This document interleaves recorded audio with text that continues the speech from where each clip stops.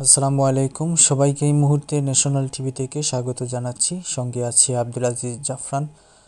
দর্শক, এই মুহূর্তে অবস্থান করছি সিলেটের হজরত শাহজালাল রহমতুল্লাহ আলাইহির মাজারে, এবং এই মুহূর্তে আপনারা দেখতে পাচ্ছেন প্রচুর মুসল্লিয়ান ইকরাম আসলে শাহজালাল মাজারে অবস্থান করছেন। আজকে সারা রাতব্যাপী পবিত্র লাইলাতুল বরাত হিসেবে মানুষ এবাদত বন্দেগী করবেন। আমরা শাহজালাল মাজারে এসে দেখলাম শত শত মুসল্লির ঢল নেমেছে, এবং সবাই জিকির আজকার করছেন, কেউ জিকির করছেন, কেউ কোরআন তিলাওয়াত করছেন, আবার অনেকেই আমরা দেখেছি যে এখানে মাজার জিয়ারত করছেন। এছাড়াও অনেক নিকটতম যাদের বাসা বাড়ি আছে, যাদের আত্মীয় স্বজনকে এখানে দাফন করেছেন, তারা এখানে এসেছেন কবর জিয়ারত করার জন্য।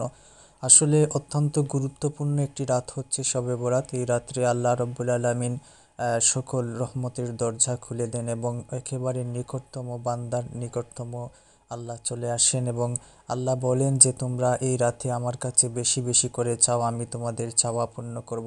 সেই বিশ্বাস নিয়ে, সেই মনোবাসনা নিয়েই আসলে মানুষজনই রাত্রে বেশি বেশি ইবাদত বন্দেগী করেন। এটি শাবান মাসের 14 তারিখে এই রাতটি, এই অত্যন্ত ফজিলতপূর্ণ একটি রাত, মহামান্বিত হিসেবে বরাত।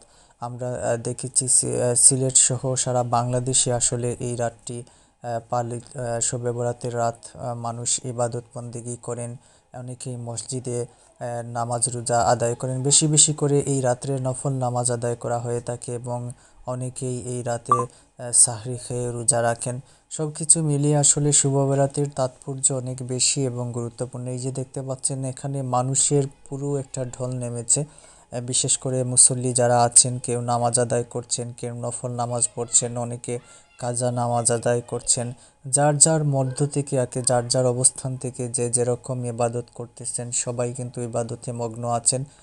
বেশ মানুষের ঢল আমরা দেখতে পাচ্ছি। এছাড়া পুরুষের পাশাপাশি শাহজালাল মাজারে আমরা নারীদেরকেও দেখেছি, নারীরাও এসেছেন, এবং তারা যেখানে নামাজের কক্ষ আছে নারীদের, সেখানে তারা নামাজ আদায় করছেন। সব কিছু মিলিয়ে আসলে আজকের এই শবে বরাতের রাত, আমরা যেটা জানি, এই রাতকে সৌভাগ্যের রজনী বলা হয়ে থাকে। সৌভাগ্যের এই রজনীতে আসলে আল্লাহ কার দোয়া কবুল করবেন, কাকে মাফ করবেন, এই যে একটা বাসনা, এই যে একটা মনের ভিতর যে একটা চাওয়া আল্লাহর কাছে আজকে প্রাণ খুলে চাইব, সেই চাওয়ার জন্যই আসলে মানুষ এখানে ছুটে এসেছেন।